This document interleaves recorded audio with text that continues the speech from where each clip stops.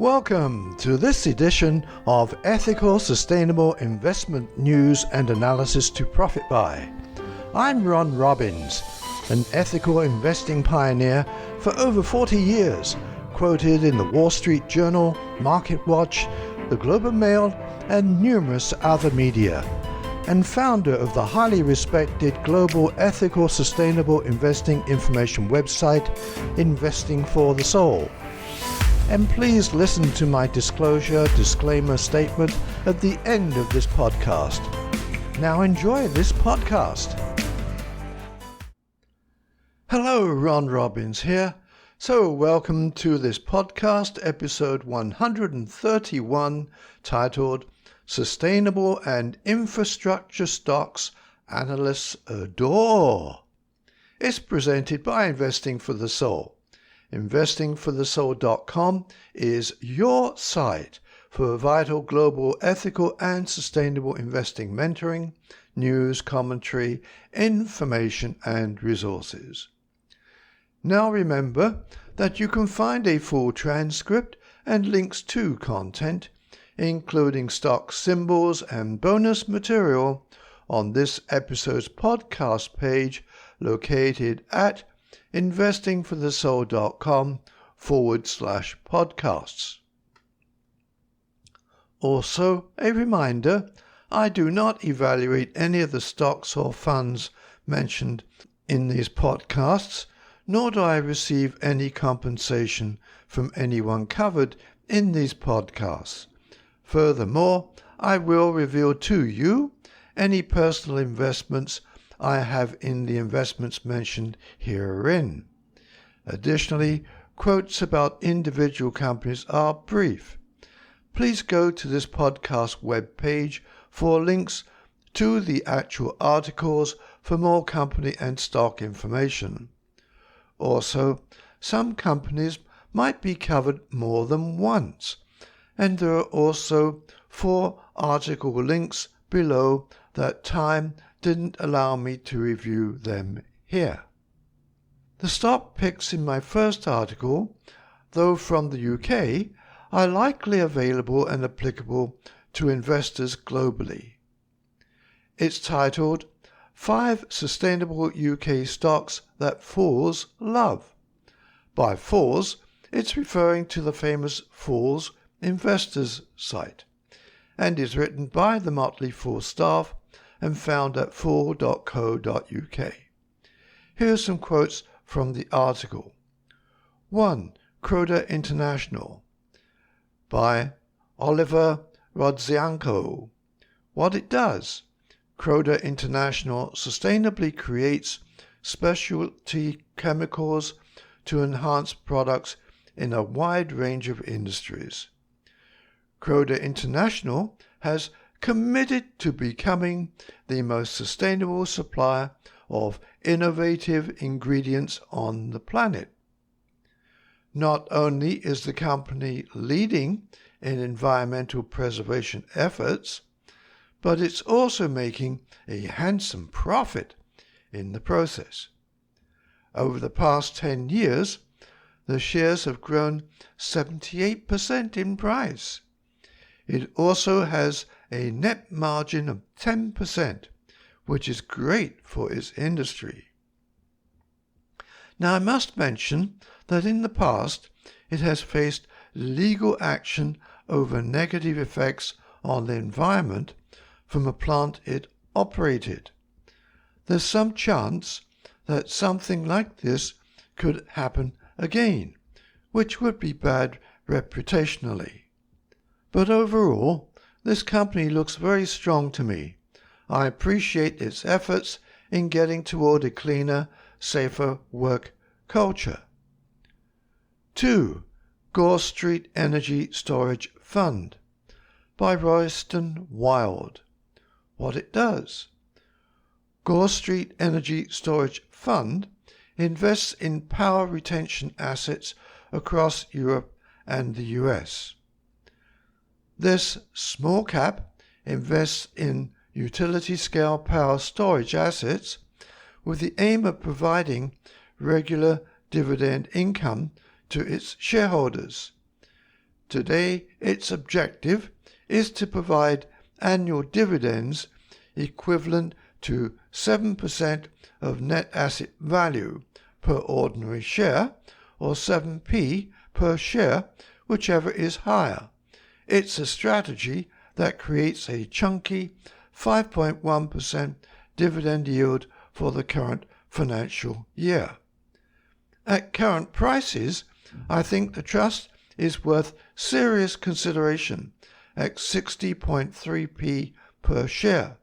It trades at a whopping 43% discount to its estimated net asset value. 3. Renewy by Christopher Rahn. What it does: Renewy is a European waste management company that uses most of the waste collected for recycling or energy production. The share price has grown by an impressive 72% over the past 5 years. Renewy shares trade on a price-to-earnings ratio of 12, which I think looks cheap. Whether that turns out to be the case depends partly on Renewy maintaining or growing its earnings. The past couple of years have been good. However, the track record is inconsistent. The business is highly cash generative, but has a net debt that outstrips its market capitalization. That is a risk to long-term profitability. I like the business' clear strategic focus, its extensive operational footprint, and its proven business model. I see long-term revenue growth opportunities. If the company can reduce its indebtedness, I think those revenues provide a solid basis for profitability. 3. Tesco by Mark David Hartley. What it does: British multinational high street supermarket chain selling groceries and general merchandise. Founded in London in 1919, Tesco is now one of the largest retailers in the world. Overall, it scores higher than most of its competitors when it comes to ESG. I think it strikes a good balance of committing to realistic sustainability efforts without threatening its bottom line. 4. The Renewables Infrastructure Group by Ben McPoland. What it does: The Renewables Infrastructure Group is an investment trust with a portfolio of onshore and offshore wind farms and solar parks in the UK and Europe. It's a FTSE 250 stock that I've been buying opportunistically over the past year. It's down 27% in 2 years. One silver lining to this falling share price is that the dividend yield now stands at 7.3%, and the forecast yield for this financial year is a very attractive 7.6%. Beyond the passive income potential, what I like here is the diversification in both assets, wind and solar farms and battery storage assets, and geography, 6 countries. The shares are trading at a whopping 23.1% discount to the estimated value of the firm's assets. Overall, I think there is a lot of value on offer here for patient investors. End quotes. My second article appeared on the highly productive analyst site investorplace.com. It's titled 3 Data Infrastructure Stocks Poised to Soar on Skyrocketing Demand by Larry Raymer. Now some quotes from the article. 1. Akamai announced that its content delivery network would start offering cloud computing services. So it seems that the company is turning into a de facto owner and operator of data centers, with Akamai becoming a data center operator and benefiting from competitive advantages compared to most existing data centers. Its long-term outlook appears bright. Akamai has a low forward price-earnings ratio of 13.6 times. 2. Vertiv provides monitoring systems and power management products for data centers. As a result, the company is ideally positioned to get a big boost from the proliferation of data centers. Last quarter, the company's orders soared 60% versus the same period a year earlier, bringing its backlog to a huge $6.3 billion. Further, its operating profit climbed 42% year over year, and if the firm's adjusted operating profit comes in at the midpoint of its guidance range, the metric will increase 28% compared with 2023. The company is also benefiting from AI-driven demand. Last month, prominent investment bank Oppenheimer started coverage of Vertiv stock with a $96 price target and an outperform rating. Oppenheimer referred to Vertiv as an AI infrastructure player. Vertiv's strong financial results and powerful positive catalysts make it one of the top data infrastructure stocks to buy. 3. Arista Networks sells data center hardware such as switches, routing products, and VPNs. The company is well positioned to gain market share in the $45 billion Ethernet network switches market. Its switches are able to integrate more easily into the most advanced chips than Cisco's switches. Also importantly, Arista has a market-leading 35% share of the high-speed switching market, which are becoming much more prevalent in data centers. Moreover, the latter trend is expected to intensify in the coming years. End quotes. The third article is back to everyone's favorite sector with the title, 2 Renewable Energy Stocks That Could Put You in the Green. It's by Dimitris FXN2 and found on MSN.com. Now some of what he says about his picks. 1. Innergex Renewable Energy is one of those stocks that go unnoticed by investors. Innergex operates a portfolio of 85 facilities with a generating capacity of over 4,200 megawatts. The company also has a backlog of projects in various stages of development comprising over 9,300 megawatts of capacity. Innergex has taken an aggressive stance on expansion.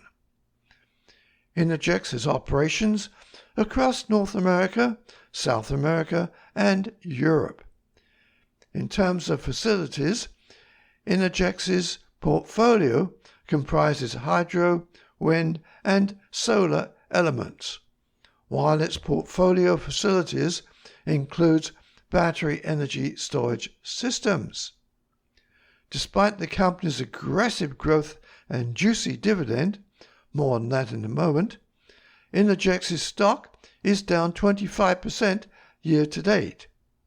Still, the company remains a stellar long-term pick that also boasts a healthy dividend of 5.89%, making it a great option for growth and income-seeking investors alike. 2. Brookfield Renewable Partners is an intriguing option worthy of mention. Brookfield Renewable currently has operations across 20 countries, boasting a well-diversified portfolio of wind, solar, and hydro facilities across those markets. That revenue stream is backed by long-term regulated contracts which often span decades. The company is also expecting to continue growing its portfolio through rate increases and expansion. Turning to income, Brookfield offers investors a juicy 5.22% yield. This fact, along with the expected growth of the renewable energy market alone, makes Brookfield a superb buy-and-forget candidate for almost any portfolio. Throw in the substantial discount on the stock right now, which shows a 30% drop over the trailing 12-month period, and you have a great discounted buy." End quotes. And in the same theme is this article titled, "What are the best solar companies of 2024? It's by Tom Horton and found at cbsnews.com. The best solar companies of 2024 offer quality equipment, budget-friendly financing options, and top-notch customer service. Take a look at our top picks. Best overall, SunPower. Best high quality, Palmetto Solar. Best referral program, Blue Raven Solar. Most flexible financing options, Sunrun. Most affordable, Tesla." End quotes. And my last article is this one titled, "Responsible Investing, Rewarding Returns, 3 ESG Stocks to Feel Good About." It's by Josh Enomoto and again found on investorplace.com. Here's some of Mr. Enomoto's comments on his picks. 1. Applied Materials. Per its public profile, the company engages in the provision of manufacturing equipment, services and software to the semiconductor, display, and related industries. Analysts rate shares a consensus moderate buy, with a $234.91 price target, implying about 11% upside potential. What makes Applied one of the ESG stocks to buy is the underlying efforts toward sustainability. In the past 4 quarters, its average positive earnings surprise came out to 8.15%. For fiscal 2024, covering experts anticipate a rather slow year. However, for fiscal 2025, earnings per share could rise to $9.53 on sales of $29.65 billion. 2 is Target. As a general merchandise retailer, it has evolved into a one-stop shop. Many, if not most of its stores offer apparel, jewelry and accessories, shoes, beauty and personal care products, electronics, groceries, and several other home goods categories.